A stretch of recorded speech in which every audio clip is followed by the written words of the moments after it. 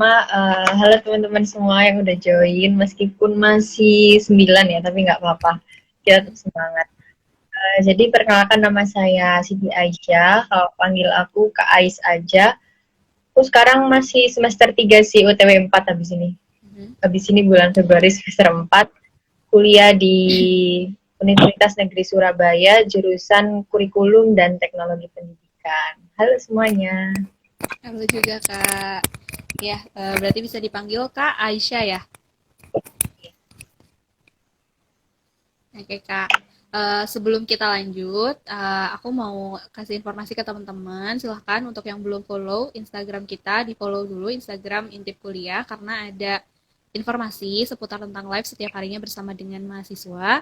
Dan juga jangan lupa subscribe channel YouTube kita Intip Kuliah karena ada video dari ratusan mahasiswa dari berbagai jurusan tentunya. Nah, tanpa berlama-lama kita langsung aja coba untuk berdiskusi bersama dengan kakaknya tentang jurusan kurikulum dan teknologi pendidikan di Universitas Negeri Surabaya.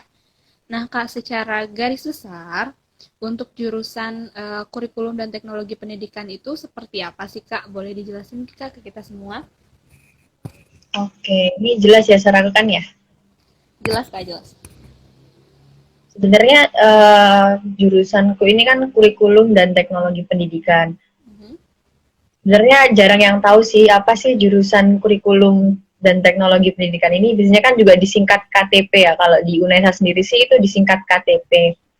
Tapi kalau di beberapa kampus, jadi aku dulu sebelum daftar ke TP, aku panggilnya KTP ya. Sebelum daftar ke KTP ini, aku taunya ini jurusan sedikit di Indonesia, cuman 25 kampus yang ada di Indonesia. Jadi nggak semua kampus itu punya jurusan ini. Aku nggak tahu kenapa alasannya, tapi memang jarang banget sih. Jadi kalau di apa ya, di misal di Jawa Timur itu cuma ada 2 sampai 3 kampus aja yang punya jurusan teknologi pendidikan ini. Salah satunya itu ada di UNESA sendiri, terus di Malang, terus juga ada sih kayak di Bali gitu juga ada. Nah, kalau di univ lain itu biasanya hanya teknologi pendidikan, tapi kalau di Universitas Negeri Surabaya itu ada tambahan kurikulumnya. Jadi kalau di mungkin di beberapa kampus hampir sama, cuman bedanya di UNESA ini ada kurikulumnya. Yang bedain apa sih?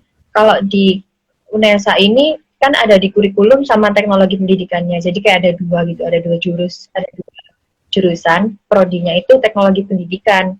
Nah, kalau di UNESA nanti, misal kalau ada yang masuk di KTP ya, di kurikulum teknologi pendidikan itu diajarin di kurikulumnya itu gimana sih caranya buat kurikulum, dikasih tahu sejarahnya kurikulum mulai dari masa kemerdekaan sampai sekarang itu ada berapa banyak macam kurikulum, cara ngembanginnya gimana, cara ngevaluasinya gimana. Jadi kita tahu perkembangan kurikulum di Indonesia. Kayak misalkan sempat 2013, 2016 itu kan ada perevisian K13. Nah, itu kita tahu kenapa kok ini direvisi, kenapa kok ganti.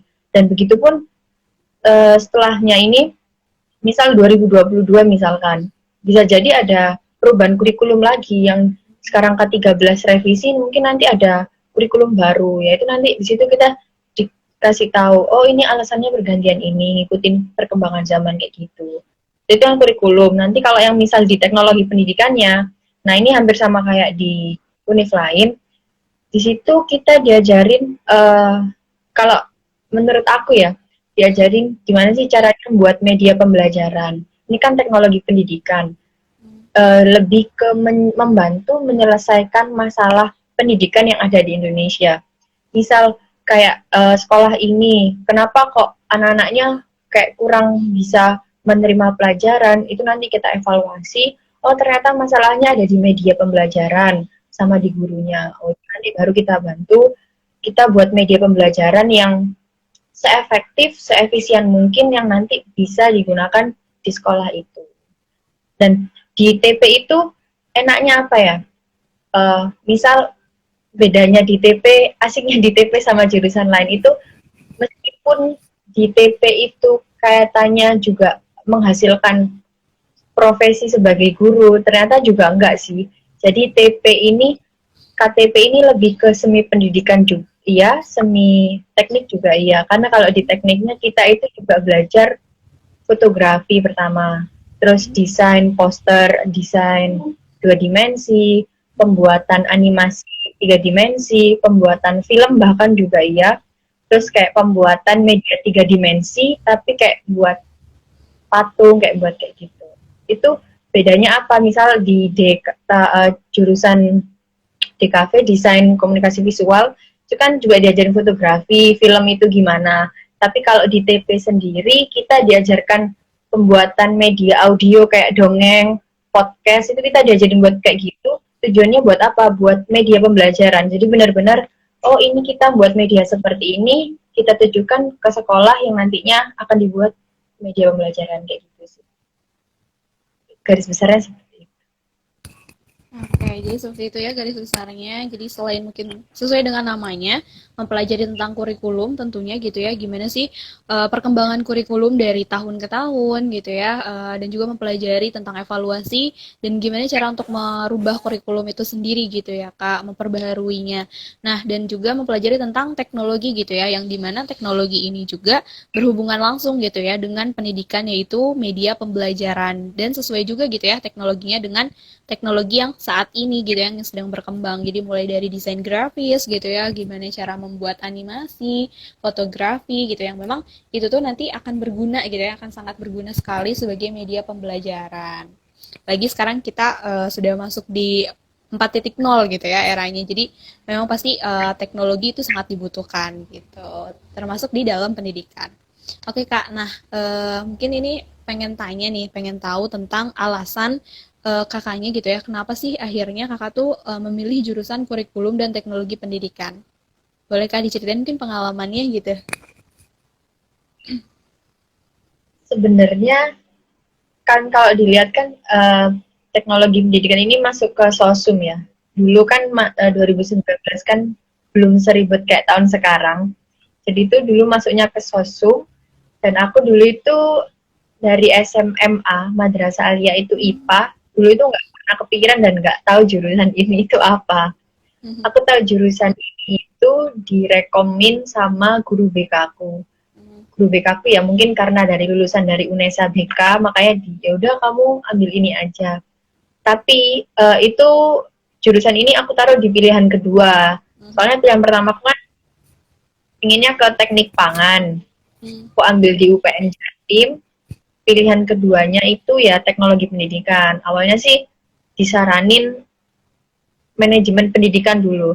Terus aku searching ini apa MP, ternyata aku nggak seret. Terus akhirnya ya udahlah nyoba aja di KTP. Terus berhubung aku searching, oh ternyata mata kuliahnya kayak gini, nanti magangnya kayak gini, nanti prakteknya seperti ini, oke ACC.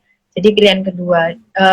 Pertama sih harapannya memang masuk ke pilihan pertama pastinya ya semuanya di teknik pangan. Cuman ya mungkin rezekinya ada di pilihan kedua di teknologi pendidikan, ya udah gitu. Dan awal masuk masuk kuliah itu pas PKKMB itu kok gini kok kayak ngerasa salah jurusan gitu. Oh gitu. Dan pertama awal dulu gitu sih. Mungkin pasti semua beberapa persen maba pasti ngomong oh salah jurusan masuk sini. Padahal ya sebenarnya itu kan yang dipilih gitu. Kok masalah jurusan ya? Soalnya ya mungkin kaget kan, culture shock. Oh ternyata kuliah itu seperti ini beda dengan SMA. Ternyata lama-kelamaan, oh paham, oke paham. Terus dulu ada untungnya juga sih. Dulu kan di SMA misal kayak suka ikut organisasi, bagiannya pas acara itu di bagian dekdok, di dokumentasi sama desain. Jadi ada kayak bekal ngedesain-desain gitu. Poin plusnya aku masuk di PP. Oke, alhamdulillah. Jadi nggak ketinggalan banget sama teman-teman yang lain kayak gitu. Akhirnya ya udah jalanin aja sih sekarang. Tapi ya asik-asik juga. Oke, berarti itu dia alasan kakaknya ya. Jadi udah sempat menelusuri terlebih dahulu gitu ya terkait tentang jurusan yang sekarang gitu ya kurikulum dan teknologi pendidikan walaupun mungkin tidak menjadi pilihan pertama tapi memang kakaknya tuh berminat gitu ya ketika waktu itu sedang mencari mengeksplor gitu ya tentang informasi dari jurusannya dan akhirnya pada saat awal mungkin sempat shock gitu ya mungkin shocknya lebih pada uh, kuliahnya gitu ya, gimana sih mungkin lingkungan kuliah gitu ya, dan itu yang menjadi mungkin yang membedakan dengan masa SMA-nya gitu. Tapi ternyata enjoy gitu ya Kak untuk kuliah di jurusan kurikulum dan teknologi pendidikan gitu ya Kak. Oke, nah untuk mata kuliah sendiri Kak dan juga mungkin tugas ada nggak sih yang kayak khas gitu dari jurusan kakaknya? Kalau menurutku sih, ini menurutku ya, karena kan Hmm. kan aku jurusanku masuk di Fakultas Pendidikan, Fakultas Ilmu Pendidikan FIP, itu memang beberapa semua jurusan itu ada satu dua matkul yang sama. Kayak misal pendidikan, oke berarti kan ada di strategi pembelajarannya ada, cuman bedanya di TP ini ada di evaluasi pengembangan kurikulum itu yang pertama. Yang kedua ada di desain pembelajaran, ada di pengembangan audio, terus audiovisual sama foto. Jadi yang lebih ke penjurusannya aja sih bedanya di situ mata kuliahnya. Oke, berarti yang membedakan lebih ke penjurusannya gitu ya, yang tadi udah sempat kakaknya sampaikan. Nah, ada konsentrasi nggak Kak untuk di jurusan kakak? Sebenarnya konsentrasi sendiri kalau di jurusan sih nggak ada. Cuman itu kalau di TP sendiri kalau uh, menurutku ya kalau mahasiswa yang masuk di KTP UNESA itu harus nanti kalau dia udah semester 3 itu harus punya penjurusan di dirinya sendiri. Oh, aku nanti mau ke media pembelajarannya, berarti aku harus menekuni di media-medianya. Oh, aku mau ke kurikulum, berarti aku harus apa ya? Apa ya? Apa sih? Mempelajari kurikulum ini kayak gimana. Jadi lebih ke dirinya sendiri sih, dan penjurusannya itu menurutku ya cuma dua, di kurikulum sama ke media, kalau di pendidikannya. Oke, berarti kalau dari kampusnya nggak ada gitu ya Kak untuk konsentrasinya sendiri gitu ya, tapi mungkin bisa kitanya sendiri gitu ya memilih pengennya itu difokusinnya itu kemana gitu ya, apakah di kurikulumnya yang memang lebih ingin diperdalam atau memang di teknologinya. Nah, kalau misalnya kakaknya sendiri pengennya di mana nih? Aku sih rencananya di kurikulumnya sih, Di karena kalau kurikulumnya. di media teman-teman udah banyak yang kesana, cuman aku pikirnya lah anak-anak udah banyak, ya udah punya baru kurikulum aja meskipun agak sulit sebenarnya. Oke. Jadi pengen lebih ke kurikulumnya gitu ya, dan nanti juga mungkin bakalan pelajari tentang medianya juga ya Kak. Nah, untuk jalur masuknya sendiri, itu ada berapa jalur masuk sih dan caranya kayak gimana sih? Sebenarnya ini kan PP juga masuk UNESA, UNESA kan juga negeri, itu udah jalurnya kayak biasanya sih kayak cuman SNM, SBM sama Mandiri. Sama Oke. beasiswa kayak lainnya. Sama hampir sama kayak universitas negeri lainnya. Jalurnya cuma di Oh, TMPT berarti ya. ada 3 jalur masuk gitu ya Kak, dan bisa diakses di mana Kak untuk teman-teman mungkin yang pengen tahu tentang informasi pendaftarannya? Kenapa? Untuk informasi pendaftarannya bisa diakses di mana Kak? Di Kalau websitenya? informasi, kalau secara general ya, mungkin kan karena sama ya. Ya. Eh, mungkin di LTMPT, di ya SNM, SBM. Cuman kalau anak-anak mau cari lebih lebih dalam kayak TP ini apa, itu ada websitenya, itu ktp.fip.unesa.ac.id di situ. Sama Oke, di Instagram gampangnya di teknologi pendidikan underscore UNESA di situ sih. oke, berarti bisa diakses ya di website dan juga di Instagram di kurikulum dan teknologi pendidikannya gitu ya Kak langsung. Oke Kak, nah kakaknya kan tadi udah sampai semester 3 gitu ya saat ini tuh sekarang lagi di semester 3. Boleh dong Kak dikasih tips-tips untuk mungkin mahasiswa baru yang juga baru bergabung gitu Kak dengan jurusan kakaknya. Kalau dari aku sendiri ya, karena masuknya TP itu dulu itu sempat simpang siur, katanya dulu kan pasti karena namanya negeri ya, kalau kakak kelasnya udah masuk duluan pasti nanti ada kuota di adik kelasnya kayak gitu kan. Hmm. Tapi nyatanya di jurusanku sih, kalau aku dengar dari kajurku ya, itu nggak berlaku sih. Enggak kok, nggak gitu bilangnya. Eh itu cuman benar-benar kalau di TP ini benar-benar dilihat memang dari nilai. Kalau yang SNM ya, SNM benar-benar dilihat dari nilai sama prestasi yang dilampirkan. Soalnya sepengalamanku sendiri, temenku ada yang aku akuin memang dia lebih pintar dari aku. Dan pilihan teknologi pendidikannya itu dia pertama. Tapi karena dia nggak melampirkan sertifikat, dulu aku sempat melampirkan satu sertifikat, tapi itu aku yang masuk. Ternyata evaluasinya di situ. Oh, karena memang dia nggak ngelampirin sertifikat. Jadi benar-benar di TP itu uh, anak-anak SDM-nya itu yang harus punya prestasi, yang harus sih kalau bisa sih punya. Anak-anak yang mau daftar ataupun yang sudah masuk itu ditekankan lagi prestasinya. Terus apa? Kalau mau masuk TP ya, ini kalau maba mungkin dari sini mau masuk itu kalau memang misal mau masuk TP masuk aja. Mungkin ada yang dengar tadi penjelasanku karena harus bisa desain. Itu karena bekal paling dasar. Kalau memang bisa itu ya alhamdulillah. Kalau memang nggak bisa dan dia sudah masuk mau nggak mau dia harus belajar. Jadi persiapannya menurutku hanya di desain sih kalau yang udah masuk di situ. Untuk peraturannya sendiri di TP UNESA santai sih, nggak begitu ketat. Oke, berarti itu dia tips-tipsnya gitu ya. Tadi udah lengkap banget gitu ya sama kakaknya dijelasin tipsnya gitu ya sesuai dengan pengalaman di jurusan kakaknya sendiri. Nah kak, untuk prospek kerjanya dan juga alumni itu yang pada udah lulus itu pada kerjanya di mana sih kak? Kalau prospek kerjanya itu, setauku kalau alumni yang sekarang itu udah ada di ini sih, di Kemendikbud. Kemendikbud itu nanti di bagian evaluasi di kurikulumnya. Terus bisa juga di guru multimedia. Guru multimedia SMK itu juga bisa. Di pusat pendidikan latihan juga bisa, itu nanti di bagian penyusunan kurikulumnya. Terus di balai apa ya? Oh, balai pengembangan media televisi.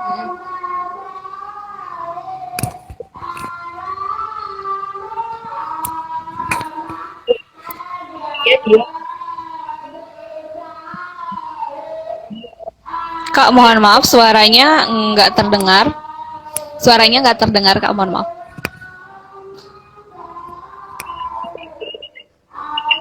Beneran. Halo? Halo kak? Jelas. Masih nggak terdengar? Masih putus-putus.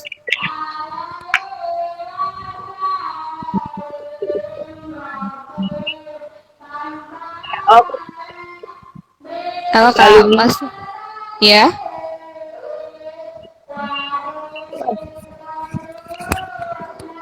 Mohon maaf kak, suaranya masih belum terdengar.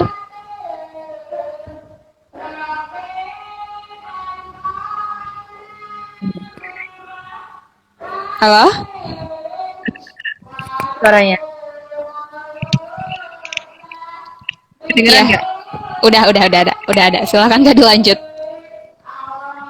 Jadi tahuku di alumni itu, alumni 2013 di terus jadi di media. Terus ada di pusat pendidikan latihan itu di bagian evaluasi kurikulum. Terus ada juga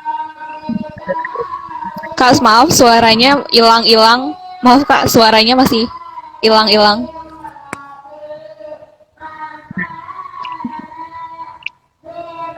udah jelas Belum terlalu jelas kak.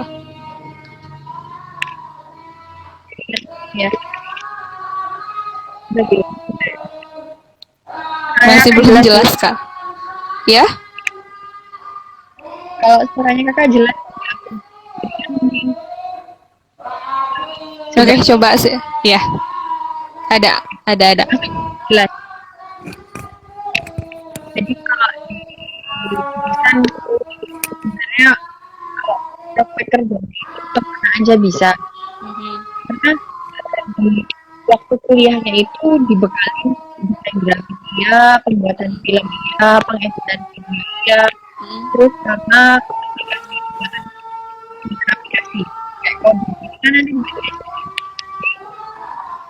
kalau di informasi itu ya di dia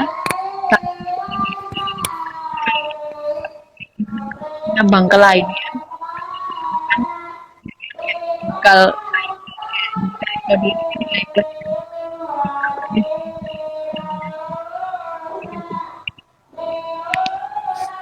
Oke, berarti emang luas juga ya untuk prospek kerjanya gitu ya, Kak.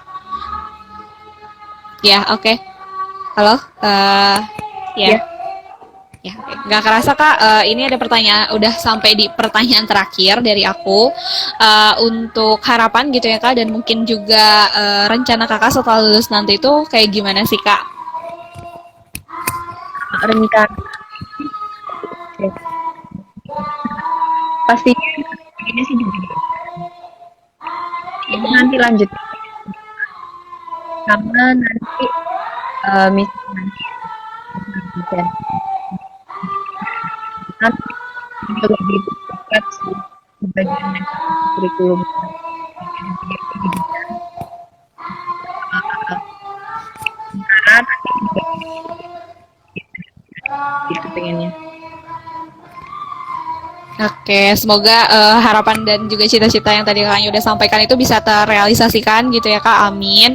Tadi udah pengen jadi dosen gitu ya kak. Jadi mudah-mudahan bisa tercapai seperti itu ya kak untuk harapan dan juga rencananya. Oke kak, mungkin sekian aja gitu ya untuk live kita. Terima kasih banyak atas kesempatan dan juga waktunya karena udah mau berbagi gitu ya tentang pengalaman kakaknya. Semoga ini bisa bermanfaat videonya untuk teman-teman yang nonton. Sekali lagi terima kasih banyak dan semoga bisa bertemu di lain kesempatan ya kak. Terima kasih. Ya, terima kasih.